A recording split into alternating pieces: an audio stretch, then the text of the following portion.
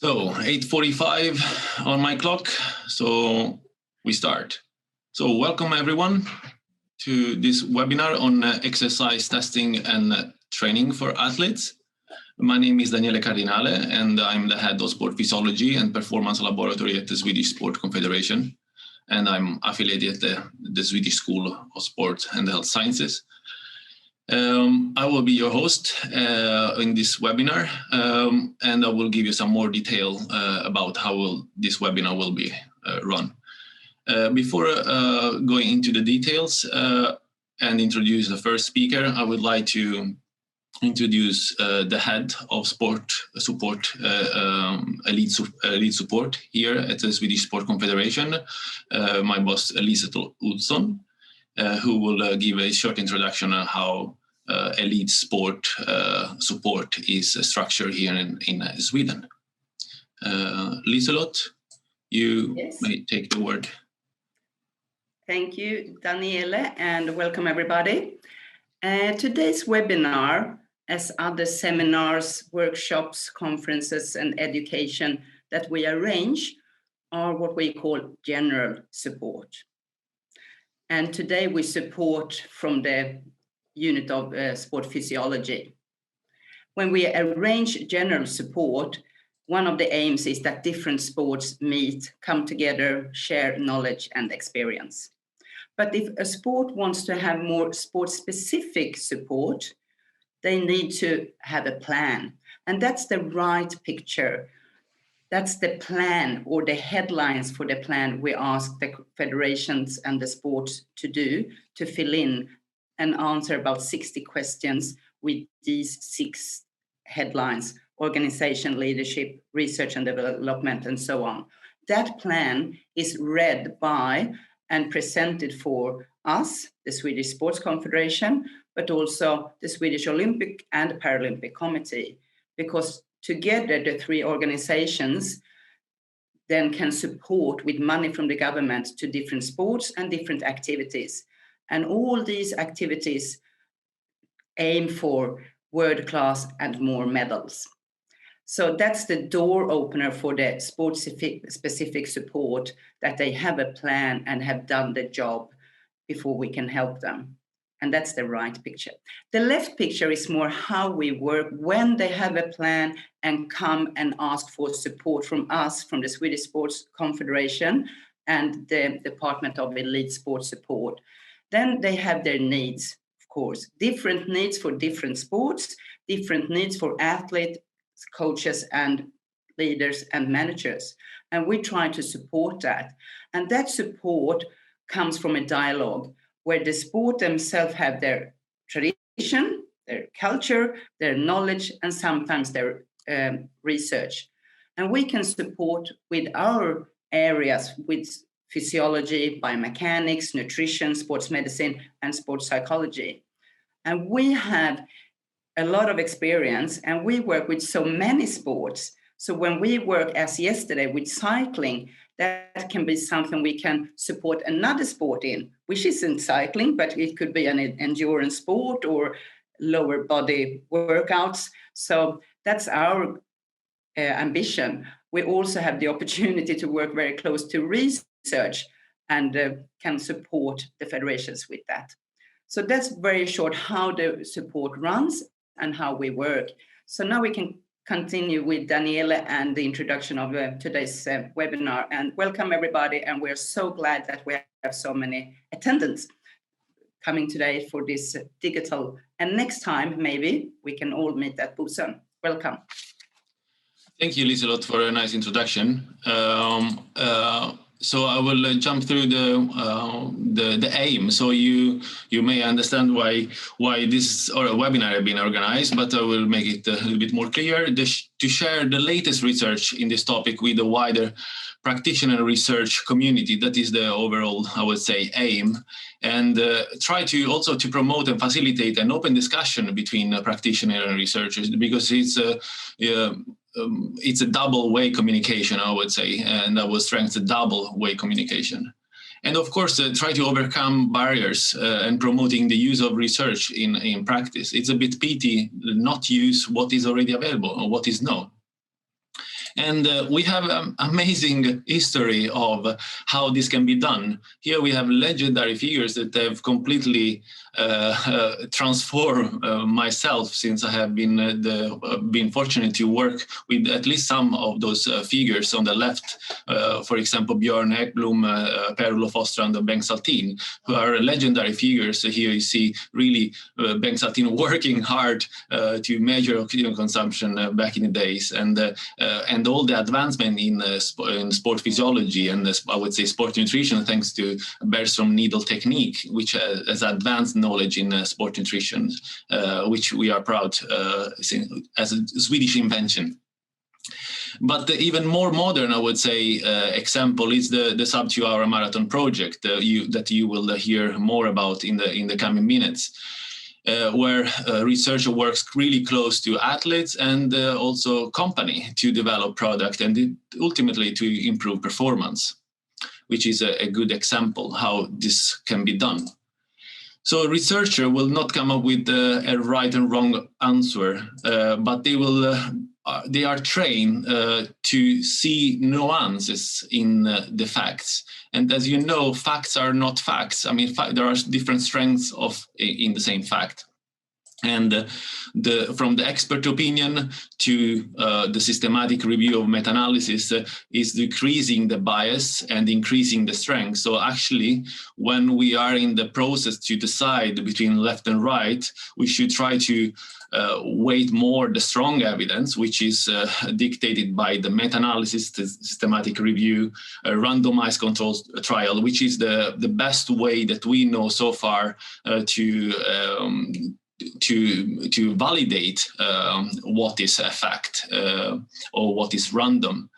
But when this strong evidence have been already implemented, and this is a lot of in the cases of elite athletes that train for 10 or 20 years sometime, and all those strong evidence have been already implemented, then there is space for try to speculation or try to implement those what we call observational studies, which are less strength in the hierarchic structure of evidence, but case studies, expert opinion, or even unproven strategy. I would say even unproven strategy has a place in the lead perspectives, since you try to do things a little bit different, hopefully, to win a medal compared to another person on another side of the world.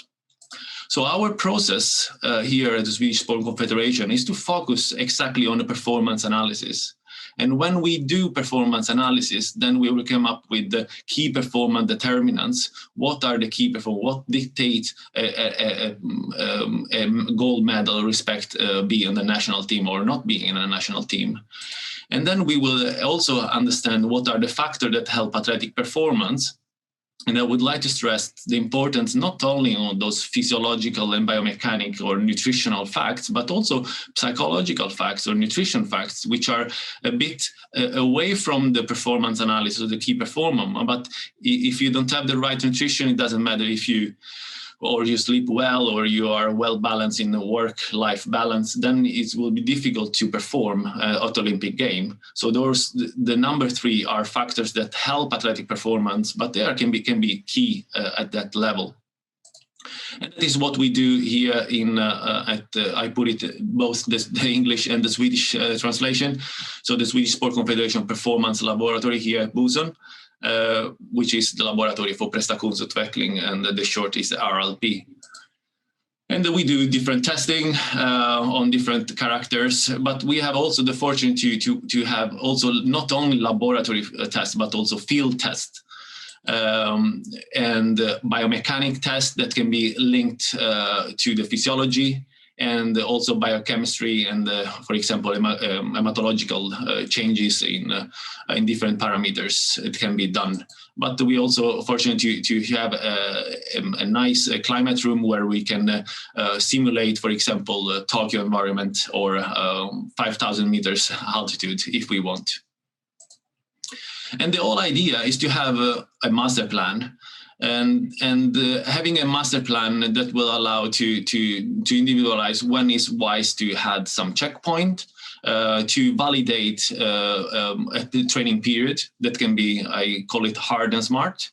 And then hopefully we will be able to compete. Not sure in this pandemic when competition is available, but this is the ultimate test that will see if you are in the right direction. And then hopefully we have the possibility to adjust and then do this again and again. And the more we do, the more we have checkpoints and competition, then we will be able to refine and be better in this master plan. And you are the audience is well educated. I saw the registration. So I know that you that are listening are well aware and kind of used to see those complicated charts where performance is only on the physical part can be desiccated in different chart, which give us a really complicated picture. So I would say that elite sport is not simple, but that's why we have the task to sorting things out to make it easier for the practitioner and to other people working in the field to do the right thing and to apply the right science, the right research in the right context. So that was my short introduction. And the first person starting will be Professor JB Morin, who is a professor at the University of Saint-Étienne. And he's a full professor and has an amazing curriculum, and he's one of my favorite ones since he has both the practical part and then the more biomechanic and nerd part, which is sometimes from time to time really difficult to grasp, but he makes it easier for people to understand and to apply in the real field. And he will give a really good introduction on how to use individual force, velocity, power profile in sprinting and jumping, and go from theory and field methods application, and also stretches to injury measurements. We are just 3 minutes before schedule, so I want to just make sure that the GB is ready, and I will stop sharing my presentation, and hopefully GB will take over in a short. GB, do you hear me? Yeah. Hi. Yeah. Hello, everybody. And probably you are able to share your screen. Yes. If you can. Yeah, I will try to do that now. And so GB, the floor is yours. Thanks. So can you see the presentation full screen? Yes, perfectly. Awesome. So I will try to get my pointer as a laser, and start with thanking you, Daniele, especially for inviting me, and thanking the organization. So yeah, it would have been great to catch up in Sweden, but unfortunately that's going to be online. So I would like to say hello to all the attendees, and thanks again for inviting me. So I am a professor at the University of Saint-Étienne in France at the LIBM. It's in the center of France, and it's a historical faculty for physiology of exercise in science. So if you want to follow our work, I think the best way is to follow the Twitter handle and my website. And I'm going to do today a synthesis, a wrap-up of the theoretical models and possible applications of using the individual force, velocity, power profiling. So there's a lot of work behind, and there's a team behind that. And so I would like to thank my teammates. Most of them appear on the picture, and it's very cool to be one of the oldest on board and coaching these young guys and getting some feedback and doing some mistakes with them and publishing some stuff. Very exciting and very challenging. So basically, I see the work we are doing like this. We overall started on this topic of force velocity profiling in 2007. Sorry, GB. Like yeah. You are not in full presentation mode, so I see the next slide too. You need me to switch like that? Yes, you can switch perfectly. Now it's perfect. Thank you. So, of course, force and velocity output of muscle and body has existed for a long time, but we started focusing on that specifically in 2007. And it means that some things that I'm going to present you today are still ongoing works or hypotheses. But until then, some things are used in practice and we get some positive feedback from their usefulness. So if you want to start with a paper, I advise that you read that commentary paper that we wrote with my colleague and friend, Pierre Samozinov, something like 4 or 5 years ago. Because in this paper, we basically explain why it's interesting to address the individual profile and what information practitioners can get to improve their practice. Well, not to improve, but at least to get the practice more individualized to the athlete. So our philosophy is to go from field to field, which means we often start researching from questions from the field, and then we try to get our work and our results back to the field to confront, to practice. And of course, it's a cycle, so it helps us improve stuff we do. So I guess you all go to training and you all finish training sessions with an amount of data that's overwhelming sometimes. And we all agree on the fact that training should be individualized. This is not a question. I mean, everybody agrees with that, but the big question is based on what?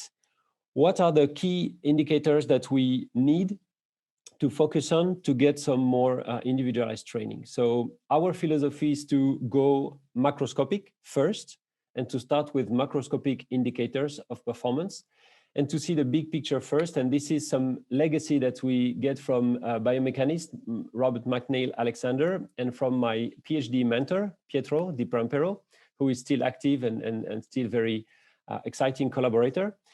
And what they say is that basically when you want to start and address something complex like performance, you need to start with simple models. And the simpler the model, the clearer it is which of the features is essential to performance. So the force velocity profile is a very simple model. And the underlying mechanisms are not neglected, but they are not studied first. Before going into the fiber type or whatever, very microscopic, we want to start with force outputs of the athlete, which is more macroscopic. And I think that macro to micro is the way to go. So of course, all models are wrong. We all know that. And there's a lot of assumptions, but some models are useful within the awareness of these assumptions. So of course, we have to simplify performance. You saw the graph of Daniele in the introduction. How can you tackle something that has so many different parts, if not by simplifying a little bit before starting working? So now, in more details about the power force velocity profiling, a very simple analogy. If you take these two vehicles, these two motors, they have about the same power output. The maximum power output is the same, but you all know that they don't work exactly in the same force and velocity conditions. So if you ask which one of these two can produce more force, you cannot answer that question right away. You cannot. Something is missing in the picture, and it's the velocity of motion, because the answer you will bring will depend on the velocity context. And you all know that the tractor will produce more torque in low velocity conditions, where the sports car will produce more torque at high velocity. And for sports people, it's exactly the same. So I'm going to show you a few examples of force output in different velocity conditions. If you see the bobsleigh push, they start at 0 velocity, and they need to keep pushing and pushing and pushing and pushing with an increasing velocity. So they need to be strong at various velocities, ranging from 0 to almost their maximum speed. And they don't want to be strong only at the beginning or only at the end or only in the middle. They want to be strong all along the course, okay? Another example with this French track cyclist, every time he pushes on the pedal, his objective is to push as hard as possible. What he wants is to produce as much force as possible. But the context of the pedal rotation says you will have to produce force at almost zero velocity. The first push is it's almost isometric, up to more than 200 rotations per minute. So you need to be strong from zero velocity to very high velocity. And part of the research that's been performed on track cyclists is to say, what is your force capability at what speed of the spectrum? Final example here in rowing, the girls need to pull as hard as possible, and that's their objective. But the velocity condition is constantly changing. So if you need to understand performance, you need to ask the good question, and the good question is, how fast can you be strong? Or how strong are you in the velocity context of your performance? Okay. And to know that, it's interesting and it's good to draw the entire individual spectrum, because if you know my force capability at every velocity context, then you will better understand my performance and maybe you will better design my training accordingly. If you only test me in one velocity condition, you only have a narrow vision of my full capability. I always take the example of a movie. If you go to the cinema and you just open your eyes for 10 seconds, the feeling you have about the movie is very likely incorrect. So this has been done in history several times, and you have here some force velocity relationships in full body exercises for pedaling, pushing, squatting, bench press, sprinting, horizontal press, etc., etc. And overall, the observations are that the multi-joint full body exercise is most of the time linear, despite the hyperbolic relationship of the muscle fiber. So we won't go into details here, but yes, depending on the context, depending on the amount of joints, the amount of muscles, the force velocity relationship of the muscle and of the exercise might be hyperbolic to linear. So there's a lot of research ongoing on that, and there's been a very good review by Julian Alcazar in last year, I think, yes, 2 years ago. And we are doing some work with a young guy in France named Jean-Romain Rivière. That's going to be published soon, where we were able to experimentally address almost the entire FV curve and show that, yes, the linearity is a strong, solid descriptor. Okay, so we go with the fact that, yes, the FV relationship can be considered linear, and we can consider the extrapolation of that. So now let's tackle a question that's very often asked, and this is a misconception in my opinion. Many coaches think that stronger will mean faster, that if you can produce high force at low velocity, then you will also be able to produce high force at high velocity. And that finally, the maximum force output is correlated to the maximum velocity output. This is a scenario that's not the reality. This is data that I tweaked from more than 500 athletes we have measured, and this is a publication in 2018. But this is not the reality. The reality is this graph. So the reality says, when you assess hundreds of people, from leisure to top elite people, you will get some force velocity outputs that are totally mixed, and you will get a correlation between maximum force output and maximum velocity output that is not significant, that is not practically usable. So it means that strong at low velocity is very likely disconnected from being strong at high velocity, especially in trained people. And maybe that to some extent, training for maximum force will not transfer systematically to maximum velocity. And you have examples here of athletes. These two guys are able to run the 100 meter below 10 seconds. It means they are super fast. They are able to produce a high force when it's moving fast. And they don't have very good maximum force gym numbers. They don't have a very high 1 RM, for example, at the half squat or at the leg press. So it means their maximum force at low velocity doesn't explain their outstanding maximum force at high velocity. And this is the concept that I want more coaches to be aware of. So I will divide my talk into vertical jumping profiling and horizontal sprinting profiling. So for the jumping profiling, we have published an opinion paper last year that discusses the difference between jump height and mechanical power output, and the fact that sometimes jump height is not a good indicator of mechanical power output. So how can you measure the FV spectrum in jumping? Well, this is what you do. This is an experiment here where we assess the vertical FV profile. So we ask the guys to jump with different loads. We include a measurement of the 1RM that's aligned with the entire FV spectrum. Here you have the squat jump experimental points, and keep in mind that squat jump conditions of load are around the middle of the spectrum. We often think that squat jump is a velocity exercise. It's not. It's in the middle of the spectrum. And if you want to get faster points here on the right that are still aligned with the entire spectrum, you have to use unloaded conditions. So you can use assisted jumps. You can use what we did here, that is horizontal jumps, because you remove the effect of gravity, and you can get faster points. And the big problem is that to do so, you need laboratory devices, at least a force plate or some video analysis. And for some coaches, this is not possible. So in 2006, we started working with Pierre Samosino's PhD thesis. And the first objective was, can we calculate the force, velocity, and power output during a push without costly devices, with field devices?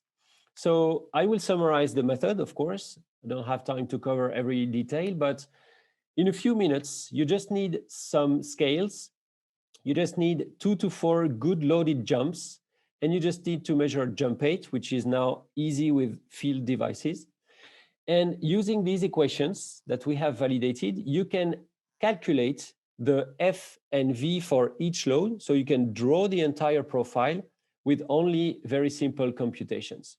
So you just need the mass, the jump height, the push distance to be measured, and you calculate everything. And these equations have been validated by our group, but they have also received external validation by other groups compared to force plates. And overall, it's pretty highly reliable and valid. So we generated some Excel spreadsheet because we realized that most coaches were not following the equations in the papers, and there was a lack of practical tools. So we published that spreadsheet. And so it means that you can draw the FV profile pretty easily. So after that, one question came from coaches, was this question. You can have 2 people with the same power. You remember the tractor and the sports car at the beginning, but these 2 maximum power outputs can come from very different force velocity profiling and very different organizations. And the question of the coach is always the same. Who is jumping higher? Who will be catching the rebound at the basketball? Who will be getting that block in volleyball, etc., etc.? And well, to answer that question, it's pretty difficult experimentally, because if you want to answer that question, you have to find many athletes like the example on the left, many athletes like the example on the right, have them jump and test. And this was almost impossible, okay, because you have to find people with the same power output, the same body mass, and so on. So when it's not possible experimentally, you use mathematics. And this is what we did in a paper in the Journal of Theoretical Biology. We generated a biomechanical model to explain jumping performance.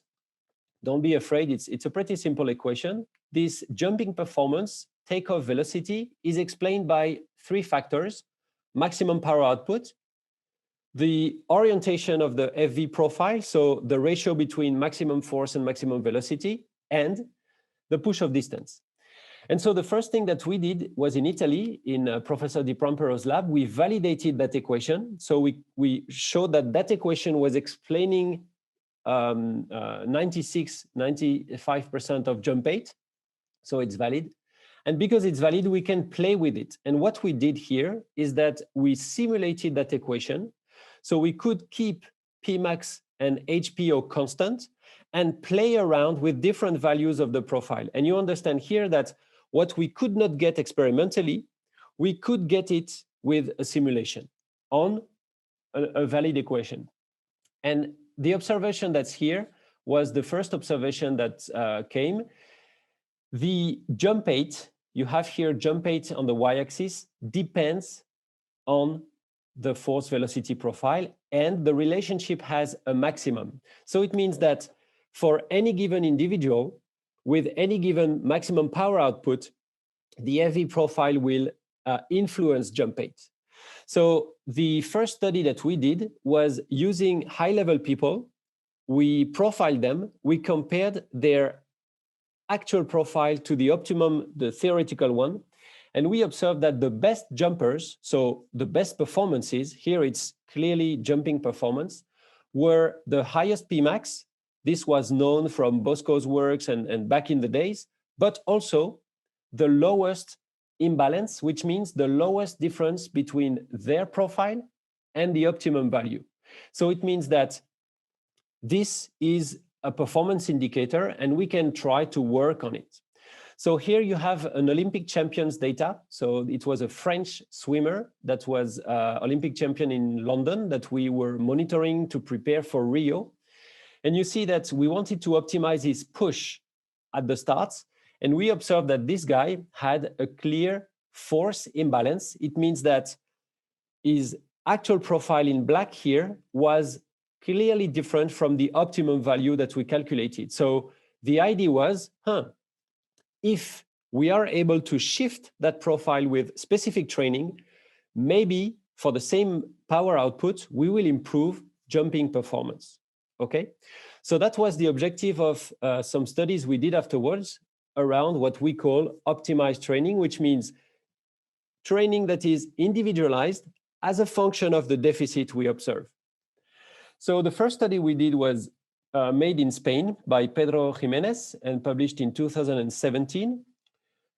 Basically, we asked some athletes with a force deficit, some of them with a velocity deficit. So we had to look for people with a specific profile and some people with a good balance to train with an emphasis in training on the quality that was lacking. So if you have a deficit somewhere, we are going to push more on that deficit in training.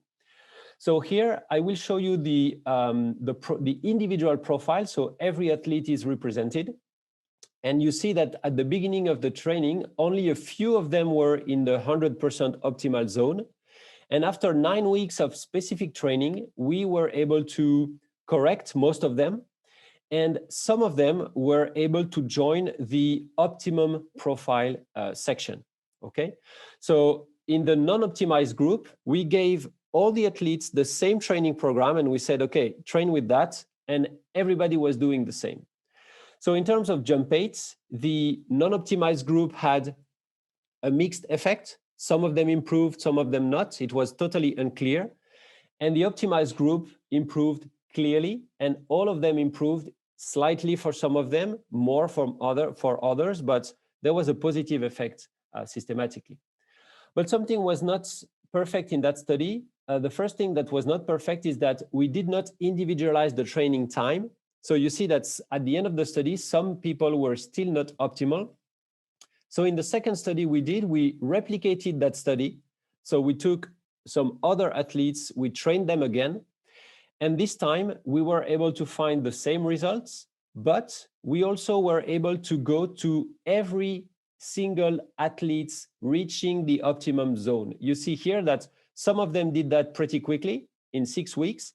Some of them took more than 20 weeks to reach that optimum. And we saw that the higher the initial deficit, the longer it will take to reach that optimum with specific training. So we have a full individualization because we individualize the content, but we also individualize the time it takes as a function of the responses. The good thing that happened last year was that in the Journal of Sports Science, another study was published that was totally external to our group. So it's another research group, and I was not aware of that study, and I did not review it either. But when I saw that published, they see the exact same tendency, the exact same results in high-level rugby players. So it means that in this group of rugby players, they were able also to shift the training, the force velocity profile, and improve jump height with a specific individualized training content. So we are doing now a PhD thesis in another rugby club, trying to, through the entire season, have at least a part of the training that's going to be individualized. And for now, the results on the physical capabilities are pretty interesting, even in high-level people. So I would summarize this part of the talk with the toothpaste tube theory. It's a funny theory that I like, is that when you work with low-level people, with beginners, you work with a very full toothpaste tube. And whatever you do, if you take them for a jog twice a week, they will jump higher. You see what I mean? So it means that the margin of improvement is high. And so whatever method can work. But when you work with high-level people or very experienced athletes, the margin of improvement is smaller, and the improvement will not come very likely from the same method repeated again and again. So the approach is try to find where every individual has a margin of improvement. And you see that even Olympic champions have a deficit, and then push there. So don't do the same better again and again, but try to do something that's going to be different. We were able to make elite rugby players training for strength for years jump higher just by addressing something different in their profile. And this was pretty surprising. But it makes total sense to me, to be honest. So now let's go to the sprint profile. So in sprinting, it's about the same. The big issue is that if you want to draw a sprint profile, you need to measure force output and velocity. And the only thing you can get is instrumented treadmills like this one, or instrumented tracks like the one we have in Paris or like the one that's in Japan. And of course, typical coaches cannot access that. It's really almost reserved to research protocols. So the same guy, almost at the same time, Pierre Samozino again, decided to have a mathematical model of sprint performance. And this mathematical model is based on a fact that's very consistently observed, is that when people accelerate from 0 to top speed, the increase in velocity follows an exponential function. So you can observe that in elite athletes, team sport people. The world record followed that exponential increase. Young people, this is my boy when he was 3 years old. Old people, when a human being sprints from 0 to top speed, we follow that exponential function. And this was observed almost more than a century ago by Archibald Hill in his studies. So from that equation, I will simplify the method, but I will just explain you that based on Newton dynamics, the laws of motion in the horizontal direction, we were able to calculate the force output and the velocity output, and so the power output in the direction of motion. We validated that equations twice, once using multiple sprints, and the second time in Japan using that fantastic 50-meter track during single sprints. So, and the results of the comparison are pretty clear. If you see here, every dot is a step on the force plate in Japan, and the lines are the horizontal force, the power output, and the vertical force from our equations. So the validity is is very high. So we were very happy because first, you only need simple inputs, body mass, running velocity, or split times. Second, it's very reliable. And third, in practice, all you need is to do one acceleration up to top speed. So the cost of the test is pretty low. My colleague Pedro Jimenez decided to build and set an iPhone and iPad application that's MySprint, and that's based on the very high frame rate of these devices. And it's totally inspired by French biomechanist Jean-Jules Marais in the 19th century. And this app just collects the split time and calculates the force velocity output with our equation. So it was validated against timing gates. It's pretty accurate, and I recommend it. And I have no conflict of interest. And we also set a spreadsheet to help more practitioners analyze the data with a very simple approach. Now, the applications to training are, are numerous. I mean, we can spend hours and hours talking about that, but the main application is, again, trying to individualize training a bit more. Sorry for that. And so here in this example, you have two athletes that play at high-level rugby. They are rugby professionals, and they have the same 30-meter time. So it means they have the same 30-meter performance. So you might say, well, they are the same guys, the same machines, but actually they have very different individual force velocity profile. They have very different ways to apply the force when they accelerate. And our point is they should not be exactly trained the same, because they don't have the same starting point in terms of mechanical outputs. Of course, the view of their performance is the same 30-meter time. So again, you might have the same picture, but it's not the same story, okay? So what I want most practitioners and coaches to improve is think about the testing that you do and think about the gap sometimes between the testing that you do and the individual that you assess, because sometimes there's a gap. And I think that the full spectrum of force velocity capability tells you more and tells you more about the training content. So again, that's a 20 hours course. So we are doing now studies to answer that main question: what training inputs can improve what components of the FV spectrum? What should I work on if I have a force deficit? What should I work on if I apply my force very vertically instead of more horizontally? And so the exciting studies that we've started 5 years ago, and that there's something published last week or 2 weeks ago, so it's still ongoing, try to answer that question. So we want to address the entire spectrum. The final part of the talk will be around the applications in the injury management field. In my opinion, performance and injury management are exactly the same process. You cannot split and think in silos, because when you prepare for performance, you're already in the injury prevention context and vice versa. So how can you use the profile of each individual to better prevent injuries? My opinion is that you can use it to better set the training content. In my opinion, training content is a clear risk factor. So here, for example, when we work with football clubs or rugby clubs, the idea is to say who needs what in terms of sprint development. And from that, you can better individualize the training content, and you can maybe avoid some errors in the programming. And here in that paper, I like this sentence because they say a key concept behind monitoring training loads for injury prevention is to adjust the workload to each individual to minimize the risk. So I will take a very clear example. If you have an athlete that is super fast and that lacks maximum force output, maybe you can adjust the high-speed training sessions to reduce the amount of high-speed training sessions, because obviously his margin of improvement here is not big, and focus more on something else. So I don't say it's black or white.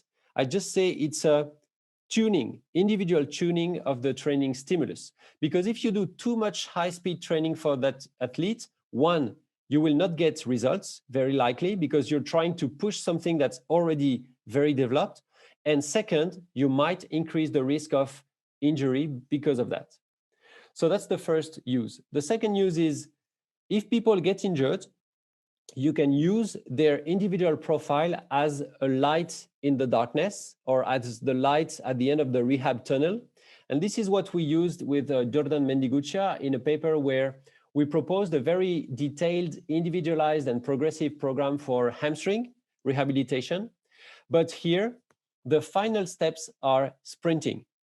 And the objective of the program is to get the athletes to the same, at least to the same FV profile that they had before injury. But maybe that was not a good profile, but at least we want to take the athletes back to their initial level of performance and output. Not only back to my muscle doesn't hurt and I think I'm okay, all right? Back to something more specific. But of course, the gold data is the initial profile. So if you don't monitor that frequently, then if an injury occurs, you cannot use it as an information because you don't have the information. So that's an example of elite rugby player in the club we are working with in Grenoble in France. He had 2 sessions of testing. So we have testing every 2 months. And he had a major hamstring injury at that line here in time. So I think it was in December. So the staff was okay. The rehab people, the medical staff was okay with the fact that at the end of the rehab process, we do a sprint test, because if you cannot do a sprint test, it means that the rehab process is not over. When you hear someone say, okay, the rehab is done, but please don't sprint, there's an issue. So we do a sprint test. We check the maximum force and maximum velocity output. And this was not back to normal. This was not back to the previous average values. So he did a couple of rehab sessions more.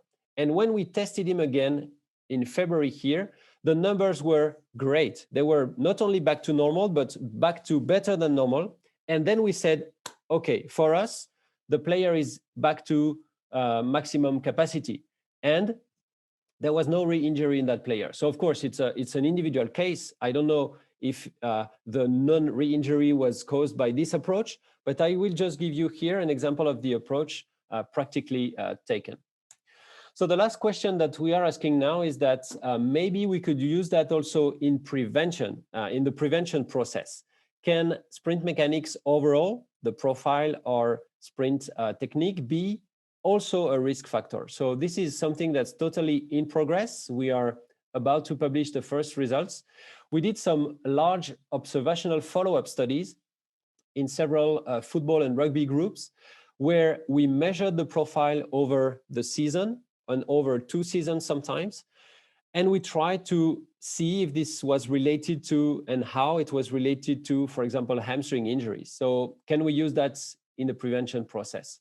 So if you want to know more, I've presented some preliminary results 3 years ago now at the IOC conference. You can go to my YouTube channel to see that conference. And we also check if the sprint pattern and the pelvic control can be additional pieces of the puzzle. So it's not only a matter of how strong you are.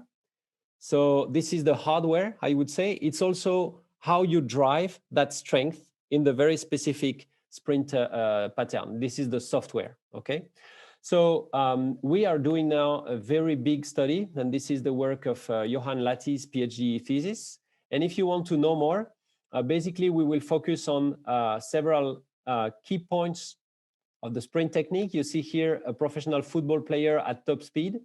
And so in that sprint technique, so the image is very raw, but it was just for to give you an example.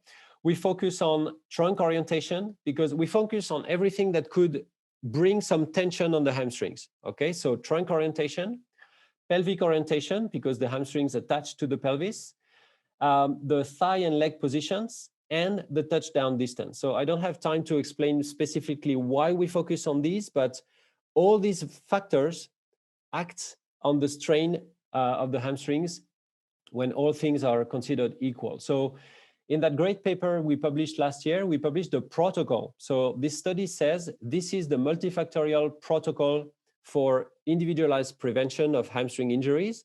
And in that protocol, we assess the strength, of course, we assess history of injuries and all the factors, but we also assess sprint kinetic outputs just to see if this can be a piece of the puzzle. We don't say it's the magic stick. We say that's a piece of this amazing performance injury prevention puzzle. So we can discuss more of that during the questions. And of course, I've been through 20 papers in a few minutes, so that's plenty of work. We just put our hands on something and try to climb that exciting rock of performance, as you said. So, merci. Thank you very much. Thank you, JB, for a nice overview of the field and the application, which is really key to solve the problem and to do it better. I study at the Carmelo Bosco Institute, and I was brainwashed about the Bosco test and all the vertical jumps. And you took this field on a higher level, I would say, using the previous knowledge and just developing even further and even more, make it more perfect, I would say. So, as I understood from your slide, the kind of you kind of highlight and you tell me if I understood correctly, the limitation of just using the 1 RM, for example, in a vertical vertical jumps, or I would say in those movement. And also you kind of highlight the limitation of just testing the squat jumps and the control movement jumps. Is this correct? Yes, so it's very good that you quote Carmelo Bosco, because I was fortunate enough to attend a few conferences where he was, and this stick to my mind. One day there was a conference about force, and it was all about 1 RM measurements. And Carmelo Bosco raised his hand. He stood up and he said, he used the F word, but he said, "What about the velocity?" with his nice Italian accent. And this was, in my mind, it was, yes, 1 RM is force outputs in one velocity condition that's it's very low velocity. And it does not tell me what will be my force capability when the velocity is super fast. It's like you assess the tractor and you say, wow, this machine is very powerful, is very strong at low speeds. And you think, it will be very fast. You see, so of course, with low-level people, if you take school kids, beginners, the strong people will also be fast. But in high-level people, when you measure things, you see a total disconnection. So I would say it's not a matter of what is best. No. It's a matter of, if you assess an athlete in only 1 or 2 conditions, like 1 RM and squat jump, maybe you don't know exactly the entire spectrum. And if the athlete in his performance needs to be strong at other velocities, then you miss the point. You assess something that is not useful. I always say, you do an English test on me to know if I am good at mathematics. You know, if you want to know if I am good at mathematics, then you need to test specifically that. It's a good way to explain things. I have just 2 questions that jump in my mind. The force velocity horizontal sprint that is really wise, since many sports need to propel themselves on the horizontal levels. It's definitely like a clear test for sprint disciplines like rugby and in team sports in general, but also sprints in track and field. But is there a place to use, is there a rationale why we should use it also for middle long distance runners, like from 800 meters to, I would say, to marathon runners? So in my point, yes, but not only for the final sprint for the gold medal. I mean, you know, in high level track and field, things decide in the last 40 meters, and you need to be strong there. But to me, it's a good way to also individualize the sprint training if you want a long distance runner to improve their specific sprint performance. Because one very simple way to go is to do sprints and sprints and sprints. You want to be better at the 40, then do some 40s. But everybody knows that this, in the end, will be a limited approach. If I want to become better at the 10 kilometers, if I do 10s and 10s and 10s and 10s, I will plateau. And I can improve performance by stimulating some other underlying factors. And this is exactly the same. So I would say there is no interest at the very beginning, because just sprinting will improve your sprint performance. But at some point, you need to go deeper into where is the next button? Where is the next thing I need to push on? But there is a lot of discussion sometimes when we meet athletes that those middle long distance runs, they're not really keen to run fast out season because they are afraid for injury risk. Is there a real injury risk for a runner at the top level that, for example, run 1500 meters on running fast 30 meters slash? Yes, to me, it's clearly yes, and it's a circle. It's all or nothing. Either you do some sprint training from time to time as a part of your physical prep, and I think you should, because sprinting is the only way to apply high force on the ground on short contact time, which is definitely key for a marathon. Or you should never do, because if you never do some sprints and you decide to do a sprint cycle off season, of course you're gonna have issues. Okay, so in my opinion, it's something that should be there, like strength work, almost systematically. But I agree that you can put athletes at risk if you decide to, okay, let's sprint, and their body is not used to.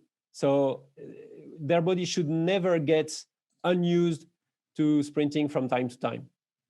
And one last comment on that is that sprinting is not necessarily maximum top speed, all out speed. It can also be 90%, in a very controlled way. But I think it's key for any type of discipline. Just for the mechanical constraints that you cannot reach with plyometric exercises, you cannot reach with jump rope, never. Sprinting is the shortest contact time / highest vertical force on the ground you can get. There is a question from the audience saying, what do you mean with unbalance in a force velocity profile? Yes, so maybe it's not a proper term, but imbalance means your profile is different from the theoretical optimum that we calculate, which is the profile that would maximize your jump height for the power output that you have. So in balance, we'd say you have a difference between the two profiles, and then we calculate the magnitude of difference. Thank you. Another question that we received is how can time gates be used for velocity profile, and what are possible limitations using this approach? So they are useful, and the method that we published has been also validated with timing gates, but you need to be very accurate in the beginning of the sprint measurement, because that's where speed increases and changes at the highest rate. So I would advise, and there's been some research comparing the combinations. So the minimum I would advise for typical people would be to time 5, 10, 20, and 30 meters. If you only have 2 timing gates, then you're going to be too variable. So I would say yes for timing gates, but there should be enough timing. Another question about eccentric phase. You mainly focus on the concentric phase on the performance, jumping and sprinting. What about eccentric phase in landing and accelerating, both in performance and prevention point of view? Thanks, Matteo. Yeah, so totally important, of course, and totally out of the scope of the profiling that we do. And I totally agree. This is about almost positive concentric work or positive power mechanical work generation. It doesn't account for eccentric capabilities, but they are keys to be trained. And this is something important. We don't say that this way to approach profiling is the only thing that people should do. It's just a part of the toolbox. There are many asking about apps and other way to kind of facilitate this data collection, like for example Jump2, Dartfish, Kinovea. Is there a way to kind of make our life easier? So I totally agree. If you have a high-speed camera like a GoPro or like the cameras in the iPhones today, then you will have the life easier, because the cool thing is that all the methods that we've published have been integrated into some apps like MyJump or MySprint, but you don't need these apps. If you film MyJump and you have a GoPro and you can calculate the jumping time, then you have the input. So it's important to remember that the inputs are time or distance. So if you are able to measure time and distance during my movements accurately, then you don't need the apps. But the apps, of course, will facilitate the work. So, last question: is it really necessary to measure in a specific sport? I can imagine like those sports that are rowing, kayaking, and so on. Or shall we go away from the specific sport and make it in an ergometer or to understand force and velocity relationship? Yes. So this is a fundamental question of monitoring for training: is how specific should we be? And the question is a no-brainer. We should be as specific as possible. But then the big question is how to be accurate and reliable while being as specific as possible. So if you're a rower, of course, it's going to be more interesting to assess your rowing force, velocity profile, and power. But then, okay, how can we do that? So it's exactly the same for jumping for a basketball player. The squat jump is totally not the way to jump in basketball, but hey, that's the closest we get with accurate results and feasibility. So it's a ratio between specificity and feasibility. Perfect. I think that we go further. Thank you so much for a nice introduction and the presentation.